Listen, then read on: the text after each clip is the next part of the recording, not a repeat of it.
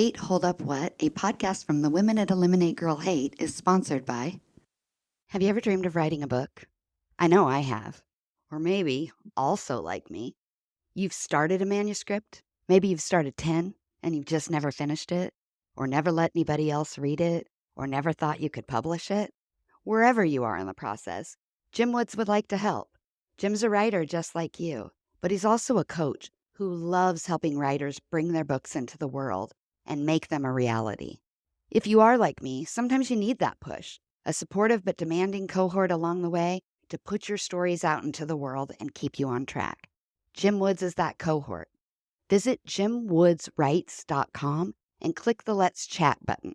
Mention our podcast for a free clarity call and get your story out into the world because we need it. Did you know that 80% of the world's purchases are influenced and made by women? Or that 90% of product development, manufacturing, and corporate leadership is led by men? I don't know about you, but that seems like some funky, disconnected math. This disconnect means large segments of the population are not getting their needs met because the products being made never even asked us what problems we needed to solve. Instead, companies use a pink it and shrink it philosophy. Not familiar? I bet you are. You know it. Take a man's product, make it smaller, paint it pink, sell it for 25% more. Then, when the products fail to make a dent in the market or to sell rapidly, they say things like, the market wasn't ready. Or, we were so sure it was going to work, I wonder what happened. And then they move on. I'm here to tell you, the market is most definitely ready. But the market is savvy. And putting some paint and saying it was designed for us is a slap in the face. We have real needs, and we're not settling for anything less than real solutions. If this sounds familiar to you and your business, then it's time to connect with Eliminate Girl Hate. We help businesses understand the lucrative consumer segment of women and how to meet their needs in authentic ways. From problem solving, product creation, marketing, and even human resource practices, we help create safe and equitable spaces for the female segment. And these safe spaces increase profit margins, employee retention, and brand loyalty along the way. It's time to start a revolution and meet your consumers where they are. It's time to eliminate girl hate. Check us out, eliminategirlhate.com, and find out how we can help your business today. We are sponsored by Epiphany Recording Studio. Creativity needs to flow freely if you want to reach that aha moment that we're all looking for. At Epiphany Recording Studio, their goal is to create space that takes full advantage of those moments. From podcast and video production to music creation, you get the support you need to create compelling stories with a competitive sound. Your ideas can flow freely because they partner with you free of judgment, ready to be vulnerable, do the work, and make your projects look and sound their best.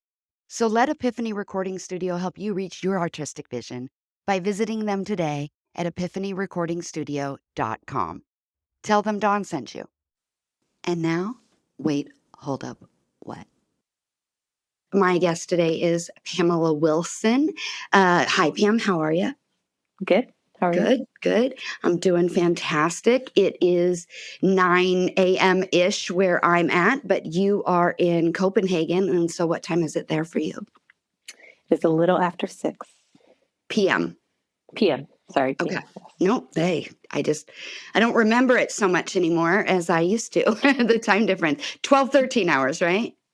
No, 9 hours. 9. Sometimes 8. Okay, it's but 9/8. That's right. Yeah. So tell us a little bit about who you are, what you do. So I'm Pamela Wilson. Currently, I'm the Vice President of Global Sales Operations for Milestone Systems AS. It's a surveillance software company, and it's based in Denmark. I've been with the company about 5 years, actually. Actually, it was just 5 years, January 7th.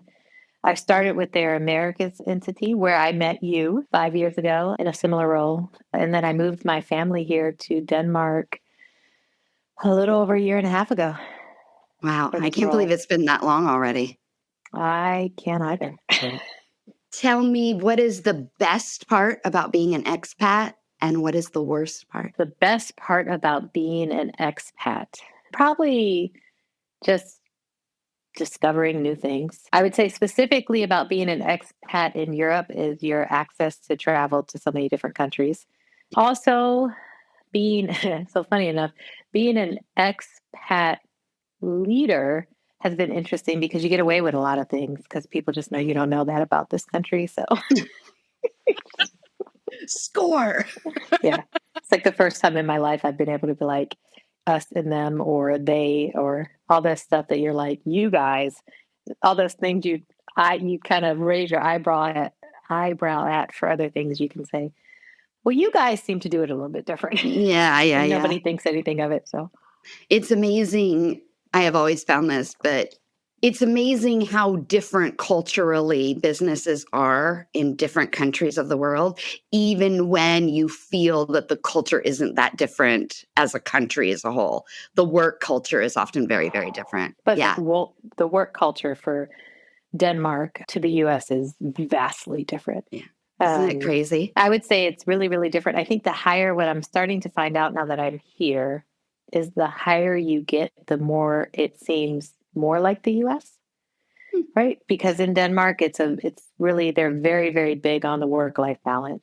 And that's an expectation. It's a requirement, I should say, not even just a nice to have.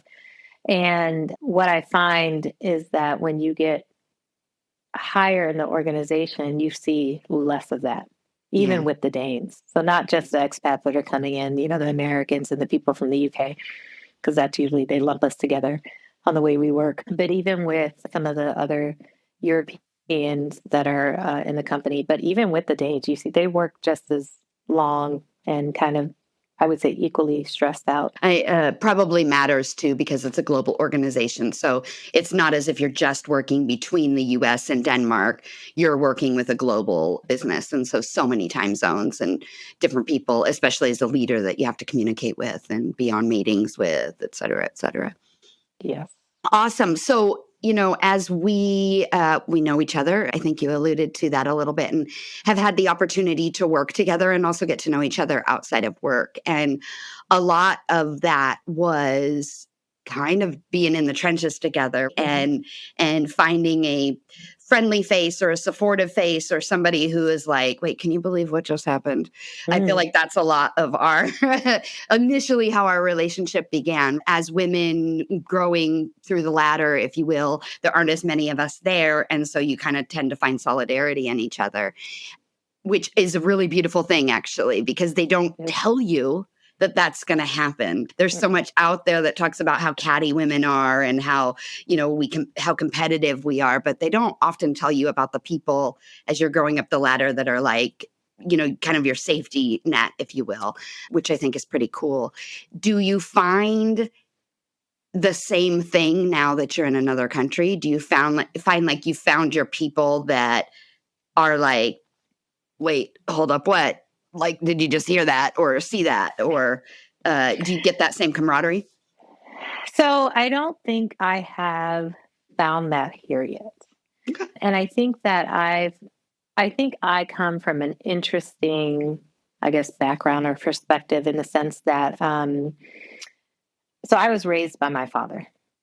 Most of my formative years, it was just my dad and I, my grandmother also for part of it. But my father, and I focus on my father because my father was an entrepreneur and my father was very successful. And my father, God bless his soul, is also extremely sexist. And so, Does he know that?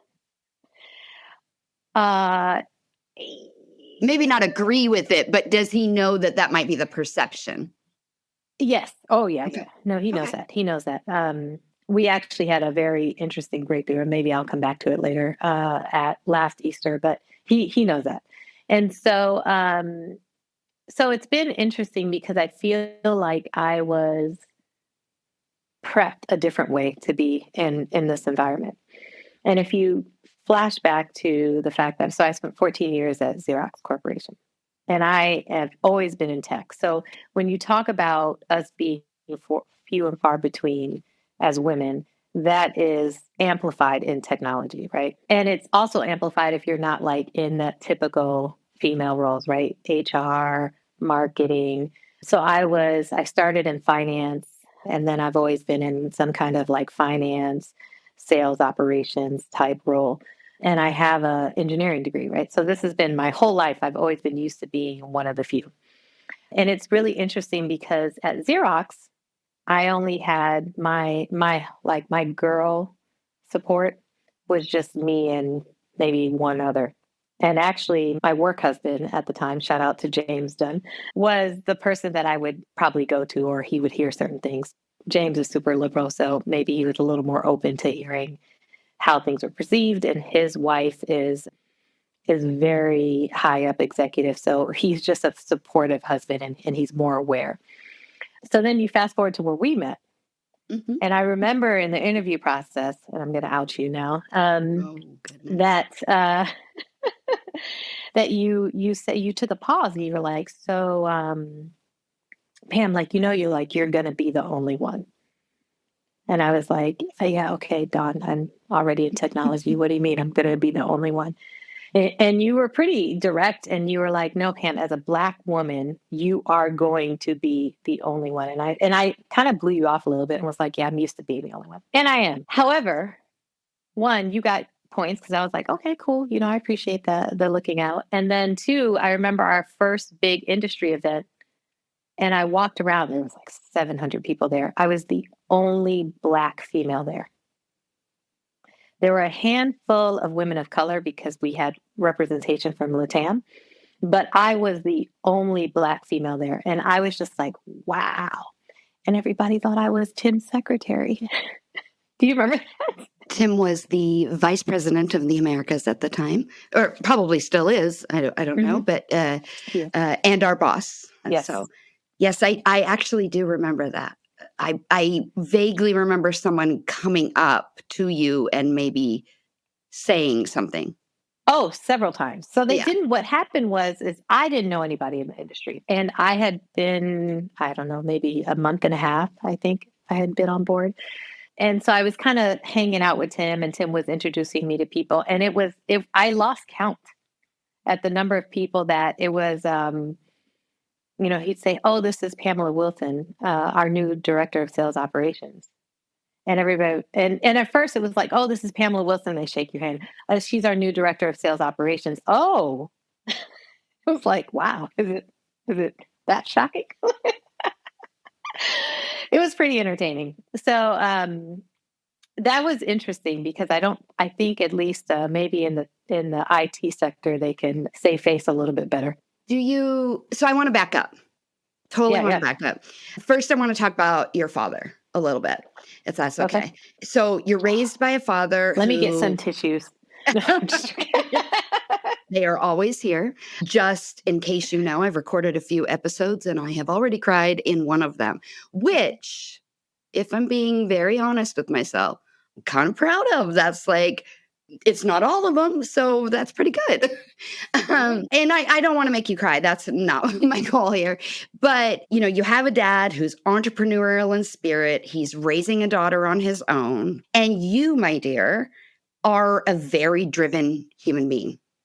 Just by nature, right? Not just maybe professionally or corporately, but just by nature, you're a very driven human being. And that doesn't necessarily align with maybe a sexist perspective of what a girl or a woman should be. So, where do you think that kind of drive and that desire for more came from if his views were a little bit more old school? So here's where I'm just going to blow your mind. I can't wait. It came from him. Okay. So, so my Inadvertently? dad. No. It came from my Okay. dad. I mean, it's and I don't know what the right comparison is, but it's one of those things where, and maybe it's not every other woman in the world, but every other woman in the world can fit in this box. But you're my daughter. You can go do anything. Like, which Interesting. is it is very odd. I mean, my father had his moments where I would say he tried to humble me in that kind of traditional woman way. I remember when I said I was going to do engineering. Originally, I wanted to do chemical engineering, and he was like, "Well, why are you into engineering? Why don't you just go be a doctor or a lawyer or something?" Like kind of a very Easy. yeah. um, and then I was like, no, I mean, I want to do this and then I'm going to get my MBA. Right. And he was like, well, if you're going to get an MBA, why would you do something so hard as chemical engineering if you're not even going to stay as an engineer? And I was like, well, that touche, touche. Mhm. I may do not do chemical engineering. Sure. I still to this day kind of regret it. Um, but my dad has always pushed me to excel and has always kind of not limited me, even while he could be in literally the same conversation, limiting every, saying something along the lines of like, "Oh, women shouldn't be doing that." So Mhm. it was just it's It's fascinating. it's interesting because I actually think in current kind of dialogue around women, that's actually very common, right? So oftentimes you'll hear the expression, you know, think about your daughter or your sister or your mother. Would you like this to happen to them, right? And as if the only way to humanize women is if you have one in your life that you are championing, right? And yet Yeah, all other women deserve less, but because you were of my loins, you deserve more. And there's all sorts of dialogue around that right now in the lexicon of like, no, you should just want that for people, right? Like yeah. regardless of what it is. So yes, it is interesting, and it kind of plays off each other in this weird hypocritical way. And yet he's empowering you because there's got to be something in him that knows that that's necessary, that knows that that's a requirement for you to be able to succeed later on, which is fascinating. Do you think that having your grandmother in your life was part of that? Oh, having my grandmother in my life was a huge part of that. So it's funny because actually, I was just listening to a book. I'm listening on Audibles, and they just talked about how you bucket your memories, right? And how you can have like a terrible, terrible pain about around something, but if your last memory is positive, then that's what you remember. We talk about it in childbirth, right? Mhm. That when you're going through it, it's like I never want to do this again. And then like you get a little bit away from delivery and you're like, of course I want to have four more babies, right? Like that kind of concept. Sure. But but it's interesting because my father's memory of my grandmother and my memory of my grandmother are very, very different. Because I remember my grandmother also being one of the reasons that I argue all the time with my dad around politics. We do not agree on politics, obviously, around how I would say how sexist he is. But I argue with him constantly. Like I don't let it go. I'm not that type of child, and all of that comes from my grandmother. So my grandmother has been dead for many years. My grandmother was born in 1915, so that gives you just the generation she grew up in. And she was born in 1915 in Alabama. So while she was not obviously not a slave, she Jim Crow she South. picked yeah, she was Jim Crow South. She picked cotton. I mean, she Hmm. told me this, right? And so I remember this. And they were in Tuscaloosa, Alabama, where I eventually went to the University of Alabama. So that was interesting to come full circle. But she used to tell me all the stories about how she stood up for herself, even in a situation where that was quite dangerous for her to do. Super interesting. Okay, so grandmother in the South, or in Alabama, and she kind of stood up for herself and Oh she yeah, I mean, fought back. she had so many stories, and my grandparents were true laborers. My grandmother was a housekeeper at in hotels, and because they eventually moved to Cleveland, Ohio. My grandfather was a carpenter, so they were laborers. My grandmother used to do. She used to be a hairstylist at home for some on her second gig, and so they just were hard workers and always kind of at the bottom of the the hierarchy wherever they were, right? And she would tell these stories about standing up for herself that just always is what sat with me. So I think that's why I do always stand up for myself regardless of kind of how people may perceive it. And I always stand up to my dad. My dad remembers my grandmother and always says, "Oh, she would agree with me." And I was like, I don't. I kind of want to, like, if somebody, you ever heard that, like, if you could bring somebody back from the dead, who would it be? Oh, it'd been my grandmother. Only just to prove my dad wrong. Do you think that your success has changed any of your dad's views? No. Okay. Interesting. Interesting. And do you, I mean, probably every daughter in the world has this to a certain degree. I'm not calling all men sexist. I'm not saying all dads are sex. That's not what I mean by that. But there is something about the way a dad envisions the life for us. And then oftentimes the life we end up having, right? And they don't always connect. I recently, this maybe a year or two ago during COVID, and I was visiting. My grandfather had passed away. I was visiting for the whatever, all the stuff that happens afterwards, right? And we're sitting at a table, and I've got my big water bottle, my Yeti, and it's covered in stickers because I'm basically 14 at heart. And I remember my dad like turning my water bottle around and reading all of the stickers. And I just kind of kept looking like, okay, this is weird. And then he looks at me and he goes, oh, Dawn, come on, do you need that? And I have no idea what he's talking about. Like my whole water bottle is very like, I am woman, hear me roar, right? And I look and he points to a sticker and it's got a woman in like her underwear eating spaghetti. And it says something along the lines of, can't we all agree that diet culture is way more damaging than a fucking bowl of spaghetti, right? And I looked at him. I had no idea why he was tisking me in this moment. And he's like, that word. And I was like, fuck?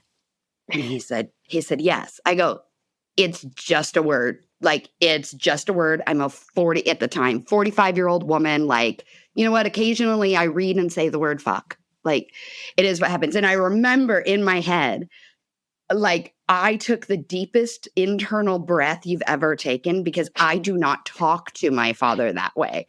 But in that moment, I was like, wait, this is what's disappointing you? Because he used the word disappoint. And I was like, this is what's disappointing you right now? Of everything you could choose, this little sticker here. But it wasn't, it was just so much about who we are as individuals and people and what we ascribe value to, if you will. And I very much ascribe value to using my voice. And if that means that sometimes it's in a way that may upset somebody else, if the greater cause is worth it, I don't really bother myself with that. And that's just certainly not who he is. And I remember thinking, I wonder if he's disappointed because to him curse words are not, God wouldn't like that. Or if he's disappointed that I voice my opinion. And I have met your father, right? And I can see some of what you describe about him, right? He's very steadfast in his beliefs. He's very confident in those beliefs. They might walk in the room 5 minutes before he does. You know what I mean? Like those people that are exactly so sure of themselves, right? Yeah. But I gotta believe that the thing he likes the most about you is that nature to push back. It might annoy the heck out of him, but I gotta believe he has to think in his mind, she's gonna be all right. Like, what do you think? Maybe I should believe that too. That will keep me going. I don't know. By the way, I don't know if I'm as convinced about that as you are. As well, at least when it comes to pushing back on him, right? And so, and that's what he gets a lot of, right? He gets a lot of, and it's been. I probably ignored him a lot more when I was not necessarily younger, but before I had my daughter. Of course. And then since I've had Reagan, because he'll say this stuff, he'll talk to the TV and, do all that stuff and since I've had Reagan, especially if she's in the room, I push back, right? And it's because she doesn't have, she's growing up quite different than me. So you could argue, well, why do you need to push back? Because I never watched anybody push back on my dad, and I still turned out okay. But I grew up in a different time, and I grew up in a different time. I grew up where my grandmother was a big part of my life, and so I'm listening to her. I also, my father raised me. My mom was around; she just wasn't around as much. And my mom couldn't be more different than my dad. And while I would never say I'm like my mother. The fact that my mom is just like 100% like, I have never met anybody else in the world that really does not give a fuck about what somebody thinks about them. Like my mom does not care. Like, Mhm. and she doesn't care for maybe some reasons that aren't so kosher, but she really just does not care. And so that always was just around me, right? So there's a little bit of that. But because my daughter is growing up vastly different than I am, it's important for her not to hear what my dad says and not understand, not having context around it. And so I push back on him so much more because of her. And And it's I'm sure interesting. he's sick of it. Well, it's interesting though. You see a lot of stuff on social media that'll talk about maybe a movie, right? I think the one I saw recently was about Dazed and Confused. And it was like when Dazed and Confused came out was the 90s, right? And it was referencing the 70s. That same movie today would be like referencing 2004. And so much, yeah, it's weird, right? Number one, because it makes you feel old, but it's Mm-hmm. also like so much has happened in the last 50 years in our world. And you can argue that's every 50 years, but the difference between the life your grandmother lived and the life your daughter lives, right? Oh my God. Probably not even imaginable for your grandmother. And yet we in our heads, and I really do believe this has a lot to do with social media. We knew so much more about the past than our Mm-hmm. kids do. And it's because they have so much more content coming at them. So it's like when I was a kid, I felt like I knew more about the past than the present. Oh, Like, absolutely. right, like I didn't have news all the time and all this constant feed. And therefore, my musical tastes go back many years, Mhm. many years, right? And it's much more diverse than I think a lot of young people today. What we experienced in entertainment, in news, also there were less options. So we all saw the same things more or less, right? Or digested the same sources. And that's so different now that you often feel that the context is missing for kids because sometimes somebody in their 20s, I was on the phone. I have a graphic designer who works with me, and I was wearing a sweatshirt, and I had a picture of Sade on the sweatshirt. It is the dopest sweatshirt, right? Like it's That's painted, it's amazing. one of a kind. And she did not know who that was. Oh my And God. she's 26, right? And I know that's such a small example, but I was like, what do you mean you don't know who Sade is? Like, the influence she has had on probably most of the artists you listen to but I find that happening more and more. And it's not just about music. That was just a recent example. And so context, I imagine, as a parent becomes so much more important because you're having to teach so much more of how we got here, not just what we're living with now, right? You're having to teach it. I think also for me, I think the added difference, at least for my kids, I can't say this for everybody, is that I didn't grow up with as much abundance that Of my daughter course. is growing up with, right? Of course. So this idea that, I mean, her at 12 years old, I mean, she's still such a child. I think at Yes. 12 years old, I probably could be, you probably could have unleashed me on the world at 12 years old. I think I had Were that you much latchkey? knowledge. Oh, of course, right? Same. Like, Yeah. I mean, that's just the beginning, right? Yeah. So it's so interesting. And I worked, I mean, half of how I've worked so hard to make sure that they did have that kind of childhood and they Great. didn't necessarily have my childhood, right? But there's also, you add that to it. right? Mhm. So like Yes. for example, the music stuff, my kids probably know a bunch of 90s hip hop because that's all I listen to. And Yeah. we listen to music still all the time, right? We're just I mean, we watch TV. My husband's a TV person. I'm less of a TV person.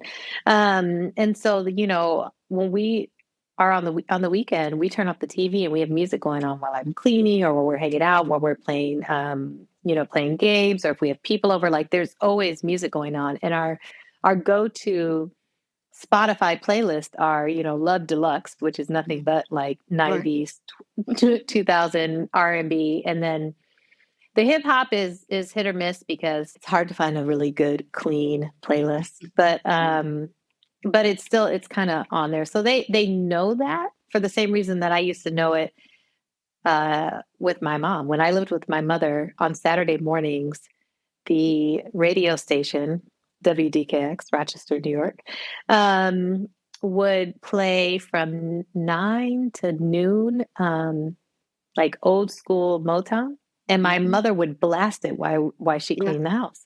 Yeah. And so I know, I mean, and when I say I Yeah. know, I go all the way back on all of that. I'm So with my you. kids are getting that piece, but they're not getting the rest of it, right? They're not Yeah. the concept that, for example, hair. Yeah. Black woman's Achilles heel, right? Hair. Mhm. I could do my own hair at 12 years old. I could relax my own hair at 12 years old. My daughter's just learning how to comb her hair out. Yeah. So I've created this environment where she could actually be a child, which just reduces the context that she has, right? Well, and So there's pluses and minuses to absolutely. to both of those because, I'm a oldest child. And the youngest child, there are 14 and a half, 15 years difference than us, right?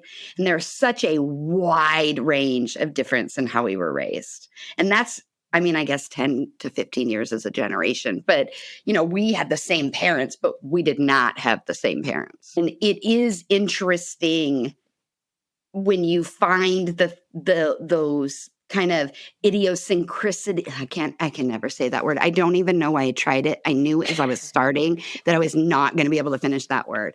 The quirks and peccadillos, let's do that one. Um, that happen as abundance comes into the world, and the things that then, I don't want to say catered to, but there's a lot more freedom and non-freedom in that for a kid, Mhm. right? We were kids. I read this really fascinating article about a man who did a research on children, right? And this was, I think, 70s or 80s. It's been a long time since I read the article. But what was happening was he would follow these kids, and he had permission from the parents, and he would follow them as they went out to play. And they would go and they would play, they would ride their bikes. That was big for us growing up, is to Mhm. be able to play on your own outside. And the only rule, we all had the same one, right? Be back when the street lights come on. And they never knew where we went. And what this man found out is he was allowed to go with these kids, and these kids invited them into their private worlds of play. And what he found is how many of them created safe spaces when they went out and played. So it was like clubhouses or, little places in the forest near the house where they could all gather around, just different things like that. But it was always like this nesting thing that would happen, this freedom and this nesting to explore. And the article talked about how that type of study could never happen today, right? Because since then, a word has come into our lexicon that did not exist before the late 70s outside of the FBI, and that word is pedophilia, right? So while it existed, and Yes. was very rampant, right? It just wasn't a word. It wasn't kind of in the popular culture lexicon. And so now parents have this leash on their kids, and most of them are not allowed to play out beyond the driveway, or beyond the view of a parent's eyes. And so these things that they did to play and find themselves and discover who they are not happening until so much later in life because there is so Mm. much less independence with children these days, and their hands are held a little bit longer. purely from fear, right? From Mhm. parents and what can happen. And that creates different human beings who have a little bit more limited experience in exploring who they are outside of other people, which is super fascinating to think about. I'm not a person who raises kids, but even just watching the kids in my life and how they're growing up and the way that they look at life, it's just naturally different. Do you think you have two children? Mhm. And remind me what their ages are. So Clinton is 7 and Reagan is 12. Do you find yourself raising them differently because you have a boy and a girl, or is it just different because of who they are, or both? It's probably more, no, I mean, a little bit. There's a little bit of a difference when you're raising a girl, especially like a preteen, right? At least that's the life I'm living right now. Um, yeah, I pray about it often. But And I every mother think in the audience of a girl went, "Oh, yeah." I know, seriously. Um, I think I'm raising my kids different for the environment that they're in. So different than I was raised, which some of the way I was raised still creeps in, probably more so than I'd like it to, but it does. Of course. And then also for the environment that we live in. And some of that is fear. And we've always lived in, since I've had kids, we've always been, really well from a socioeconomic status. So the neighborhoods we lived in are fairly safe and things like that. But you asked at the beginning, what did I love about being an expat? And I don't know why this didn't come to first mind, but in Denmark, it is so freaking safe. It is a level of safe that as Americans, it's hard to really wrap your head around. And because of that, we have given our kids much more freedom than we would ever even imagine giving them in the US, even in Lake Oswego, right? So, anybody that's not from Oregon, look up Lake Oswego, Oregon. You'll understand where we moved from, right? um, so, our kids, so there's no school buses, at least not where we are in Copenhagen. Um, and yes, I've transitioned already. So our original house, our kids were 2.5 kilometers away from their school. They go to international school. Ooh, kilometers. Look I at know, which you. is, You and changed, Pamela. I've changed the metric system. Oh my goodness. Anyway, don't ask me about Celsius or Fahrenheit. I haven't figured that one out yet. There. Um, and so our kids take the bus to school. And then we moved about a year into living here, and now we're technically farther from the school, and they still take the bus or the train. And so if they take the train, they actually switch trains halfway in, and if they take the bus, it's a straight shot. And so Reagan has a bus pass; she can take the bus wherever she wants. So that's to school and back.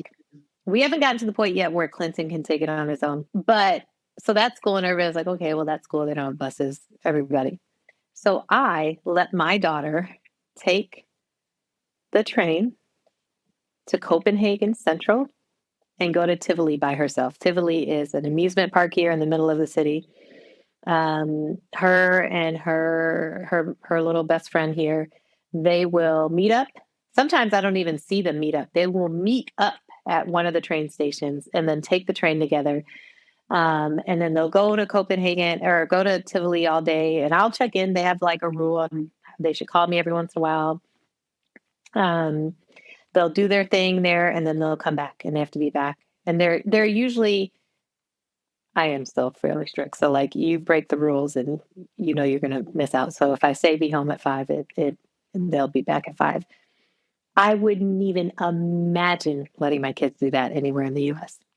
So Um, so let me ask what could be the elephant in the room, and you mhm. can completely shut me down if you would like. And I want to focus on Reagan as I do this because Clinton is a entirely other discussion in this, which I am Yes. very happy to discuss, but I want to start with Reagan. So you're raising a daughter of color in what is considered, quote unquote, a very safe city. Mhm. I've been to Copenhagen more times than I would like to admit. It's a very white city. Oh, So, do you worry about the fact that not only is she a girl on her own, even though it's a safe city, but she's a Black girl on her own in a city that is predominantly white? I mean, it's crossed my mind. It's not. So here's the other. So let me say this: racism absolutely exists in Denmark. So I'm going to say that. But Repeat racism, that. I said racism absolutely exists in Denmark. Okay. But racism in general, not just in Denmark, but in Europe, has a different context around it, right? It's very different than the US. And particularly for us in Denmark, we're considered American first, which is just, Mind boggling. it's fascinating, right? Especially, for me and my husband who have always been in the US and our identity is strongly tied to the fact that we're Black, right? Our kids are experiencing, so our kids are used to being one of the few, right? I mean, I think like us, we go ahead like 2% African I feel American. like that is being very kind to Lake I Oswego. was like, I might even be being generous, but whatever it is. So they always have had that, but they were fairly young. And now they're getting this concept where people are looking at them and they're thinking American first. Mm. They look American, they sound American, right? I'm sure there's a moment where maybe they think something else first. And you said, let's talk about Reagan first, but there's also a big difference in my children. If I showed you a picture of my children, right? Reagan is fair skin like me, curly hair. So, and I'm going to use this word a lot. There are a lot of mixed stains. Sure. Yeah, but a lot is a relative term. But my son is dark skin, right? Dark skin also has we keep his hair fairly long. But they're viewed as American first. And you can tell. I mean, you can kind of see the way they carry themselves. I mean, they're only a year and a half out of being out of the US. So so that's an interesting concept for them. Yeah. Um, it's a really interesting concept for me Of in course. business So because I want to ask something related to that. yeah, go ahead. It's American first. Mhm. Is it woman or Black second? Woman. Okay, interesting. So very backwards from what you're used to. Fascinating. So I'm going to tell a story, and I'm going to try not to put any names in this person. This person may watch this, and he'll know who he is.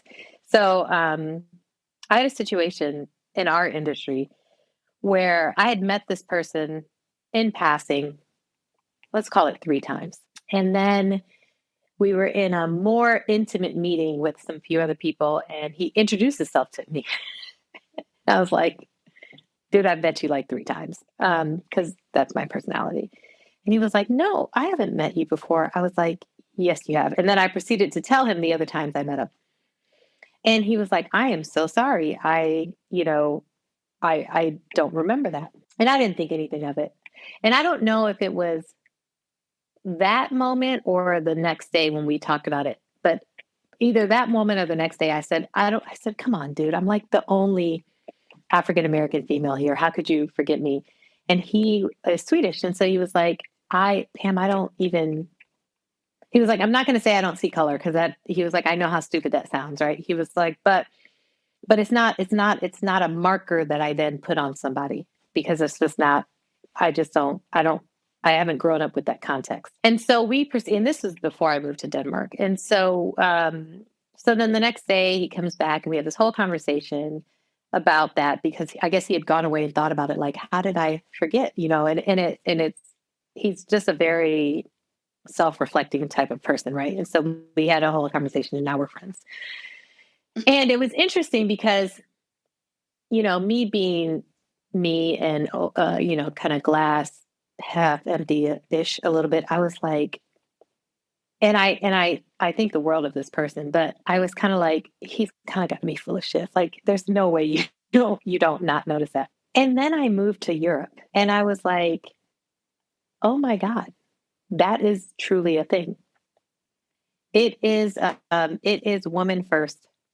It is American first, right? Now, there will still be comments here and there, like, at in a particular moment, the difference of me being a Black woman will come out, right? So does it feel more like ignorance than racism? And I don't mean Oh, like yes. No, it ignorance, like absolutely you're a is. jerk, just No. Yeah, no no. exposure. It's lack of exposure, right? It is very much lack of exposure than it is prejudice, right? I recently had somebody asked me if my husband was colored. I was just like, yes, he is, and that isn't something we use. So this guy didn't see it. You went home, you thought about it, and or you've moved to Europe now and you see that that is a difference. So I guess I love this because I think it actually segues us into what we were supposed to talk about, which is work stuff, Oh yeah, right? sorry. No, I think the conversation has been great and I love it. So, okay, if it's American woman race, right?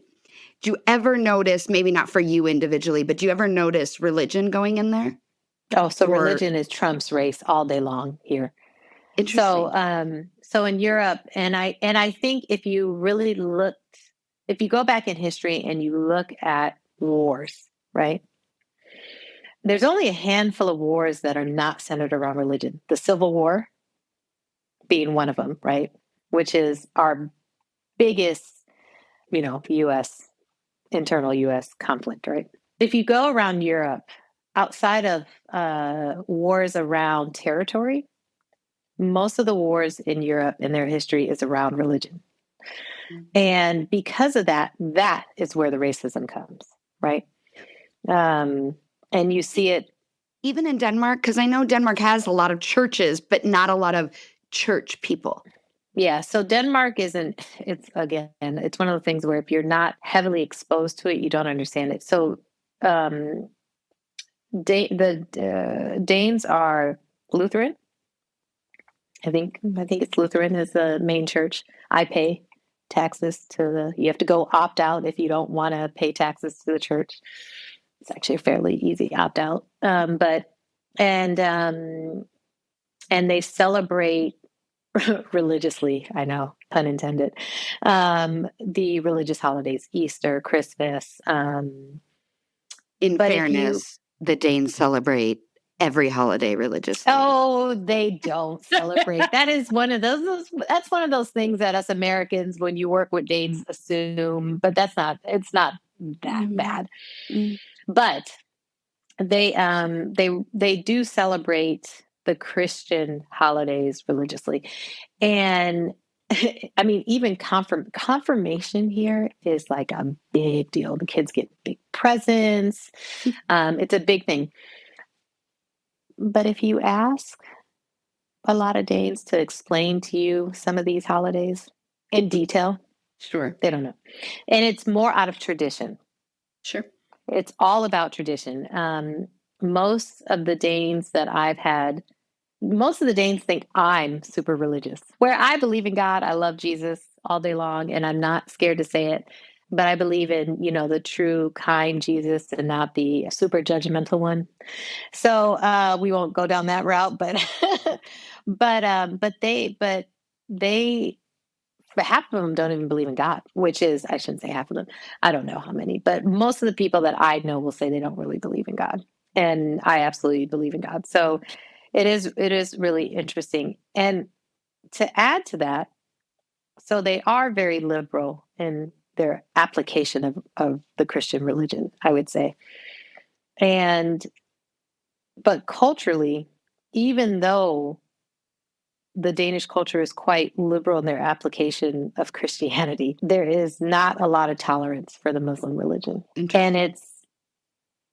it's And because I'm American and I'm kind of on the sidelines, it's interesting to watch from the outside. Well, especially if I'm not mistaken, there's quite a large Muslim community there because there's a lot of people who've immigrated from Pakistan and some other areas out there. So quite interesting. But it's not a large population of immigrants compared to some of the other, I guess, countries in NATO. Okay, that's fair. Yeah. I'm going to back up again. When you look at the entirety of your career, right, Mm-hmm. in tech specifically, do you think it is harder to be a woman in tech or harder to be a person of color in tech? Or can you separate the two? So I can't separate the two because I think for me, my experience is being a Black woman in tech, and that is extremely hard. And I say that, and I'm sure people will watch this or listen to this and say, well, clearly it can't be that hard. You're vice president of global sales operations. And I was like, well, yeah, but let's talk about how much harder I had to work to get there, right? And the comments I've had to endure, or the people I've watched that delivered less or had less experience that got there before me, right? So I would say that, and then I would say that I've had some interesting experiences because of that, right?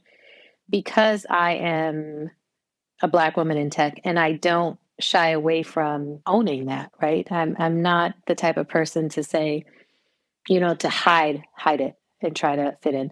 I mean, I did for a little while. So my hair is natural and I wear it natural now, quite a bit. There was probably early on in my career where I would get my hair straightened every 2 weeks and I would wear it straight all the time. Um, Now, and I want to even, stop you there because yeah, hair, first of all, it's not the first time hair has come up in this conversation, but I feel like maybe people think they understand why that's a big deal, but they don't. And so there's probably way more than two levels. I don't want to sound naive here, but there's multi levels to this, right? One is the beauty standards, I'm assuming, and please correct me if any of this is incorrect. But there's also this idea of quote unquote what looks professional, so quote I would unquote what say, makes you fit in, yeah, maybe. it's more, and it's been deemed what looks professional because there's been all this, there's been attacks on it, in private schools and stuff like that. But I say for me, what it is more of, it's what starts to differentiate you even more, right? So as a woman, if my hair is straight and I'm standing next to you and we're dressed, professionally around this, both have a suit Comparably. on and we both have makeup on and my skin's a little darker, but my hair is in an afro. I mean, now I'm much Your different, other. right? Yeah. And I would say, me personally, my personal experiences, you amplify that with the fact that I'm 5'9". So I already stand out because I'm tall. I don't shy away from wearing heels. So half the time I'm 6 foot. And then I have this, big hair. And is So it that because I feel like when you're younger, standing out is the worst possible thing. It's not what we internalize, right? Like, yeah. oh, if I'm different, then I won't fit in or things like this. But do you feel that that changes as you've gotten older? No, I mean, I don't. It depends on the situation for me. There was a time where I just absolutely didn't want to stand out. I also think my curly hair makes me look younger. So when I was trying to, fight my way up the career ladder, and my colleagues are all, 50 plus white men, um, looking like I need to be carded when we go on a business dinner, which has happened several times, didn't help the situation. So there's just all these different reasons why it was hard for me. Eventually, I, started wearing it curly more and more and more. Then there was a point where, because this was before I joined Milestone, where Reagan. So there was a point where I would wear it curly on a regular basis. And then when I traveled or I had big meetings or like the top execs were in town, then I would straighten it. And then I remember there was a point when Ray was fairly young, but maybe, I don't know, three, I don't Don't quote me on the age. But she made a comment after I straightened my hair. She made a comment, and she made a comment about her hair and wanting it to be straight. And then I proceeded to not straighten my hair for like 4 months. Mhm. My curls were popping after that, by the way. But anyway, Why was that um, important for you? because I had to make her not think that it was something I did to serve somebody else, and that she had to love her hair and love herself, right? And that she could be in any space with her hair, right? And so I had to let her see that. So I didn't straighten it for a long time. Well, 4 months. That's a long time for me because I go back and forth. So that was interesting. I also for a long time never got braids because that was deemed in my head. It was ingrained in me that that was unprofessional. Um, and that came from my father. So did Um, you believe that? Or did you I think I know that oh other people believed that? I think to a certain extent I believed that back in the Mm, day, mhm, because I knew other people believed that, and mhm. perception is reality, right? So had you, or have you, I shouldn't say had, have you experienced people making comments about the way that Oh, you girl, yes. okay, I okay. can't even count. I mean, and it's so it's interesting because I think this episode is supposed to be more about microaggressions, but haha, we talked about so many other things. Yeah. So here's the biggest microaggression I've had that was a compliment is when I straightened my hair, all of a sudden I got compliments on my hair.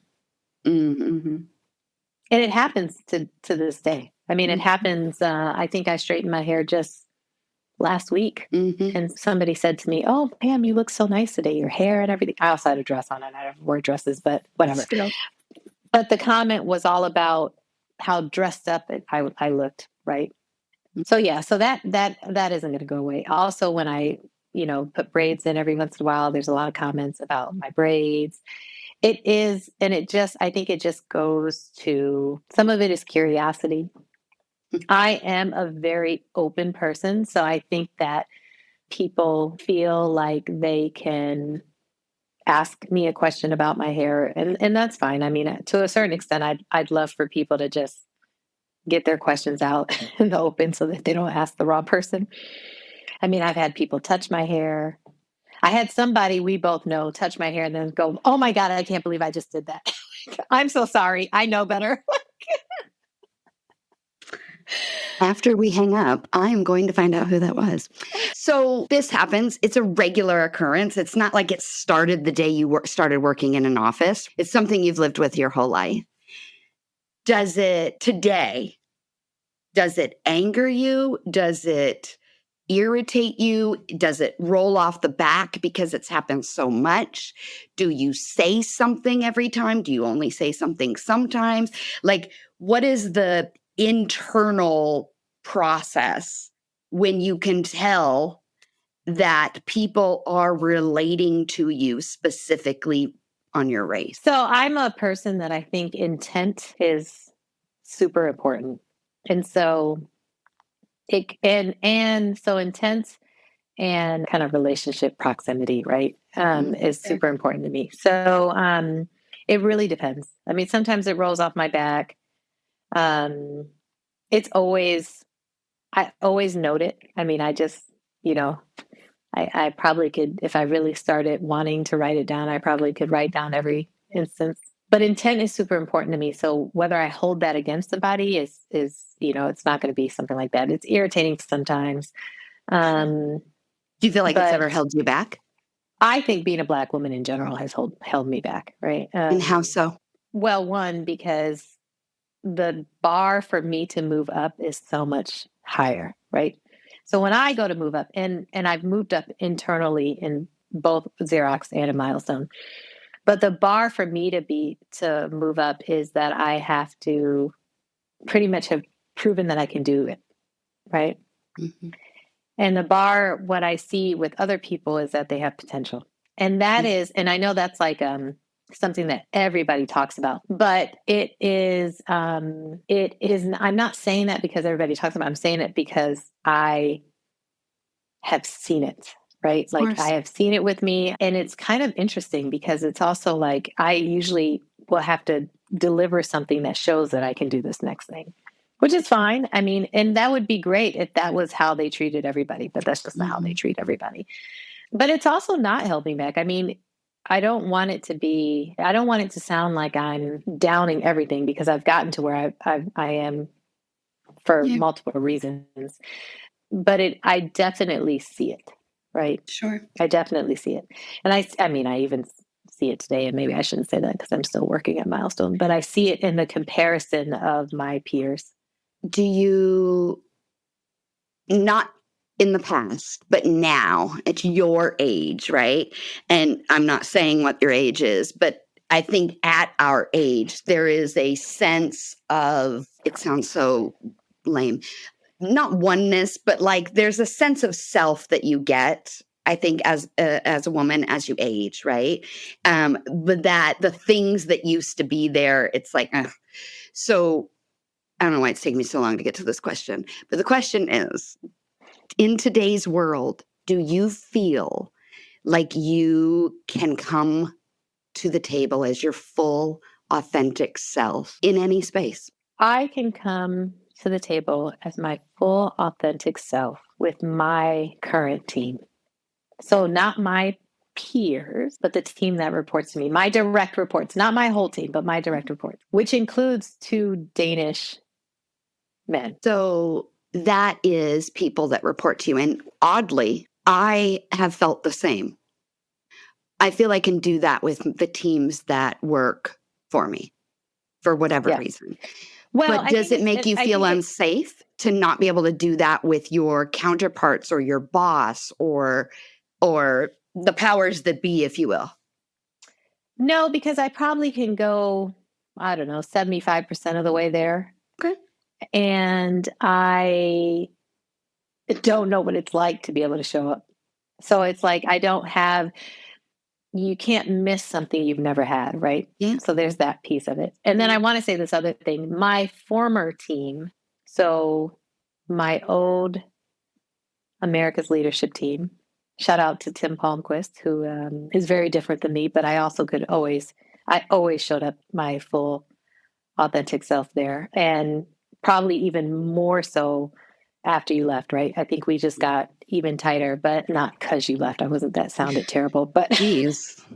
Wow. sorry, I I didn't will mean it like be that. digesting that for the next 48 to 72 hours. No, I'm Please just do kidding. not I'm do that. I just mean, kidding. it was just that I was there No, for, I get it. 3.5 years. So, And for people that are especially towards listening, the end. the I think the distinction that both you and I had, and I think this is how we came to connect, is we we do whatever we can to show up as authentically ourselves as we can or feel safe to do. And it is remarkable how few people do that. Right.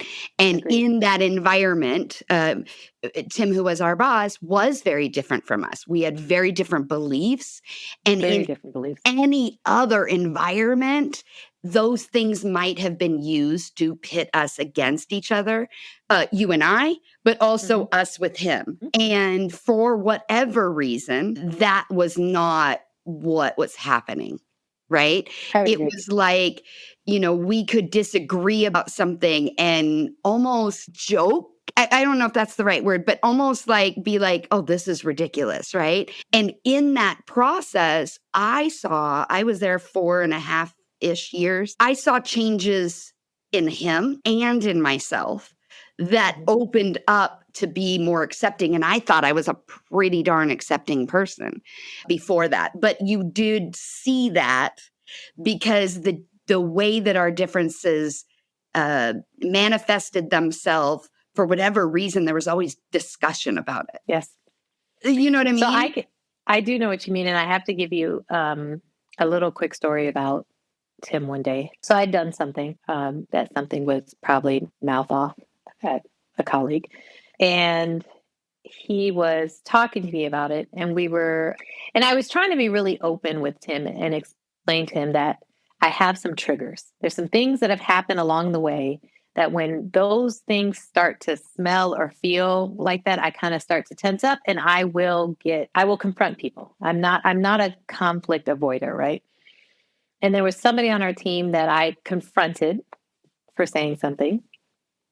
And Tim and I were talking about it. And so I was explaining to him what about that situation made me feel a certain kind of way. And I said, and I think I was saying, I was trying to explain to him, I was like, Tim, as a Black woman, there's some things. And he was like, well, Pam, I don't see you as a Black woman. I just see you as Pamela. And I was like, okay, Tim, I'm gonna stop you right there.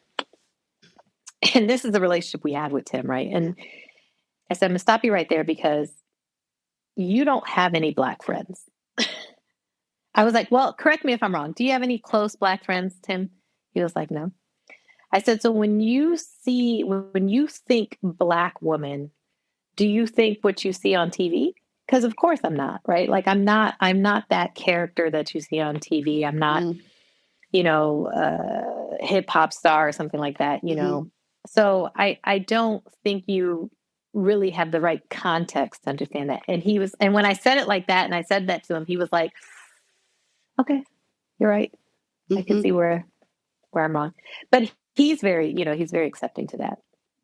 It's But it's funny because it reminds me of so I also have triggers, right? I am not confrontational unless it is triggered. And I wouldn't say it gets triggered a lot, but when it does, it's pretty bad. And you got to see one of those from me in a work environment, and in which I did feel that someone was being demeaning and dismissive and condescending to you, and it activated me in a way that had never before happened and had never since happened. And I used my voice in that thing, and I'm not saying that I necessarily used it in the most productive way, but I could not leave that table. It was a picnic table. Uh, I could not leave that table without saying why I was leaving the table. And I left, and very emotional, went to another location, and he followed me. And it was a similar conversation where here's what you cannot understand. This is what you don't know. This is why this was an issue for me. And to his credit, in the moment, he said, okay, when you're ready, you come back. And I was like, okay. And I think that was a gift in a way, because I think in most situations, someone might have continued to argue about why what I did wasn't the right thing to do and why it wasn't this. And I'm not saying we didn't have conversations later or anything like that, but in the moment, it was like, I heard you. I don't know if he knew how to deal with it, right? But he mhm. heard me, and he left. And I think that is something we don't get often as women, in my experience, in the moment, because our response is automatically judged, or the way we respond. It might not even be the content of the response. It's just the way. Like for me, it has an emotionality to it, right? I know from conversations with you, the term aggressive has been used, and what's the word? Intimidating. Yeah, and but it's been weaponized against you. Mhm. And by the way, me too. And I really don't think I'm that aggressive of a person, but others may disagree. Please don't write letters. But why do you think, even with that grace, because that is a grace for him to listen and say, okay, he didn't say whether he agreed, whether it was like, okay, whatever, right? Why do you think that grace is not often afforded to women? So I don't know because I think Tim is unique in the sense that Tim has done a lot of work on his leadership skills, and there's been a few people that that have gone through that intense work that I've met, and I don't think most leaders get that opportunity to have that kind of work done. Yeah. So I think that is kind of Tim has made that his superpower Mm, to be able to lean into that and learn about himself and then beautiful. be a better leader because it. But I think a lot of times is it just comes from with everybody else. You want everybody to act a certain way, or you want to put everybody in a bucket or in a box. Mm, And so if you have somebody that doesn't fit in your box, and especially if your personal experience is limited, which is a lot of people in this world, yeah. then you when somebody acts differently than you expect them to, you can't give them that grace. Yeah. But I don't think that is the thing for me. That's not it, right? For me, it's the fact that I've been put in a different box even before they know anything else. So for me, I think it's the box in the sense that a lot of people have put me in the because I will voice my opinion because I mean sometimes I'm louder, but being in Europe, it's more of Americans are more emotionally expressive than the Danish culture, right? So there's that, but it's because I'm more emotionally expressive in general, even in America, that they associate that as a Black woman with being intimidating, right? Mm, And then I'm tall, when I have big hair, whatever it is. And so, what I find interesting, and I go back to where have I been 100% my authentic self, and I said it's with my team, my direct reports, is that they don't find me intimidating, mm, and they haven't said that to me, and they know how much I have their back, and they know how open I am, and I'm really not an intimidating person. I'm actually the type of person that is super supportive. And you can go back. I mean, there's probably people on my LinkedIn that will talk about, I'm being the best manager they've ever had, even to this day, because I do care about my team and I develop them and I make sure that they're not just functionally okay, but their personal development, right? Whatever that is, if it's how they show up in a meeting, there's trust built there, and then I can give them, even if it's negative feedback, we work on them being a better person, and usually, because typically I've been in these higher level roles for a long time, a better leader. And so one of the reasons that I can show up authentically as myself with my team is because the trust is there and they know how I really am. Whereas I can't always show up like that in other situations because there's all these assumptions made mm. because I'm going to voice my opinion. And a lot of times I don't always agree with, the general consensus. Or if I really think that what we're doing is the easy way out, I'm going to say that. And I am a data driven person. And so I'm going to bring the data and I am going to challenge people that are above me, especially if they don't have all the facts. Right. Yeah. But this whole concept of like, well, you're intimidating. And I'm like, why? Because everybody that has ever said that and then has then got to know me or has then worked for me or has then worked with me has always come back and been like, I don't like, you're like the nicest person ever. It's funny too because the expression it's used with women all the time to All excuse the time. bad behavior from men, but it is more often used with Black women, right? Hmm. That the angry Black woman, the aggression, the intimidation. And yet, what I find interesting is that am I intimidating or are you intimidated? Hmm. Because and the reason I make that distinction is because there's a difference when somebody is knowingly attempting to intimidate you. That is me. If I'm that person, that is me. The ownership is with me. I am doing something because I want you to feel that way. But when people say you're intimidating, it actually has nothing to do with me. When they tell you you're intimidating, it has nothing to do with you. They are intimidated by you and by your strength, but not because you are intimidating them. And that is a personal issue to deal with. Like, Hmm. how do you figure that? I had a boss once who, in a one on one, told me, look, you got to simmer down. You are too aggressive. And I've heard that forever. But in that moment, I said, am I? And he was like, excuse me? You did not like that. But I said, okay. And I'm going to use a fake name here. But Bob is on the team. Bob's in a similar role to me.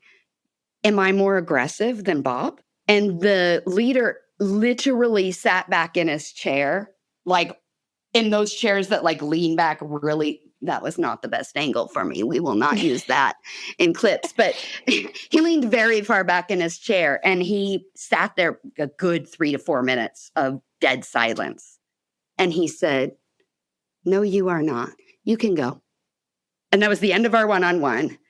I think it was 10 minutes in. It was supposed to be an hour. But I think in that moment, it so flustered him that I would ask the question, what makes you think that? I mean, I didn't ask that specifically, but that's what I'm asking. Yeah.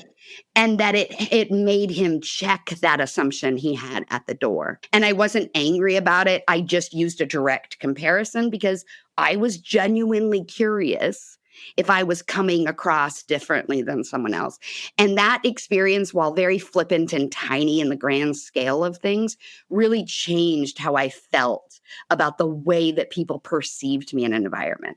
That same environment, I was told that they didn't like my brand, that I was too, there was so much. I was too something.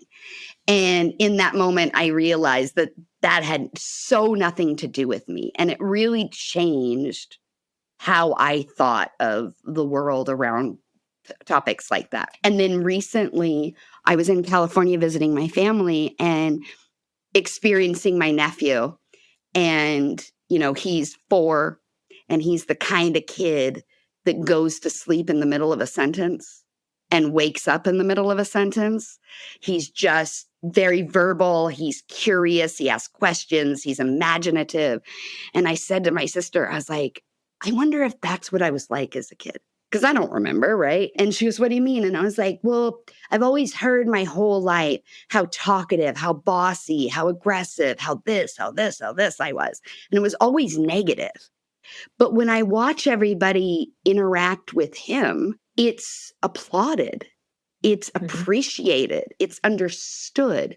And I said, I just wonder if the only thing that was different in this scenario was gender and what is acceptable. And it really, like, when I tell you that, like, synapses were firing, right? And it's like, I can't ask my parents these questions. Number one, they are at an age where memory seems a little funky, but also their experience and my experience would be very different, right? And so the truth is somewhere in that middle. But it is interesting how much of other people's perception we take into our own narrative. And then, especially early in our careers or early in our life, whatever part of our life it is, that we take that narrative and make it our own. And it isn't until later in life, through experience, through moments, tiny little moments of bravery, right? Where it might be you being vulnerable with a team member or a boss, or it might be you saying, wait, am I more aggressive than this person? That click in to help you change that narrative and rewrite the narrative of the traumas or the whatever it is that we hold dear, which I think is super fascinating as one of the processes of aging. So we are a little over our time, and I want to watch that for you. So as I close out the episode, we talked about a lot of things. Yeah, sorry. No. First of all, there are no apologies on this podcast because the whole purpose is for women to dialogue about things that matter to them. So if it goes left and right and upside down and on a roller coaster of things, I think that that's natural. And this is what it would be like if you and I were sitting over a glass of wine talking. So it's people getting to eavesdrop on that experience. If there's one thing that you would want other women of any identification, if there's one thing you would want them to take from this type of a conversation or this type of dialogue, what would it be? Oh, that's a fully loaded question. I know, and I didn't even prep you for it. You did not prep me for that. Oh my goodness. Or let me change it. It's anybody. Okay, go for it. Sorry, I won't change it. No, don't change it. I think if there's anything that I would want women, I'm going to say especially women of color, but women to take from this Mhm. is to, I don't know how I want to say it, but it keeps popping in my head to like just own the space around you. Mm. But And what I not mean by that shrink. is just not shrink, right? Yeah. Because you end up losing so much in the long run the more you keep shrinking into the box that people are going to put you in. And what you will find, it may take a little bit longer, it may be a little bit harder, but you will find the people in your circle professionally that will appreciate you and respect you for just how you are. I love that. I love that. And such an important lesson to not shrink, to be you and find the people. I say this all the time. I love mint chocolate chip ice cream from Baskin Robbins. Like it is the cat's meow for me. I know. Okay, perfect example. My sister feels the same way. Oh, She's like, that's eating toothpaste. So in my brain, I cannot fathom how someone would not like that. And instead they would like pistachio or pralines and that's cream. also disgusting. Ugh. But But if not everybody in the world likes ice cream or mint chocolate chip, then not everybody in the world is going to like me. And that is okay. And I think the second that you reconcile that in your soul is a moment of freedom, right? Because mhm, you will find the people who do. And the other absolutely. people are there for a reason to teach you something and then get out the way. So I love that as a way to end. I super appreciate you staying up late on a work night to talk to me. I'm not up And, late. It's just well, 7:42. I know, but you've been working all day. Like, it's a thing. So I really appreciate it. I love you to death. And I'm so glad I miss your face. I So, if miss you nothing too. else, I really like that we had this moment. So, thank you Absolutely. and goodbye.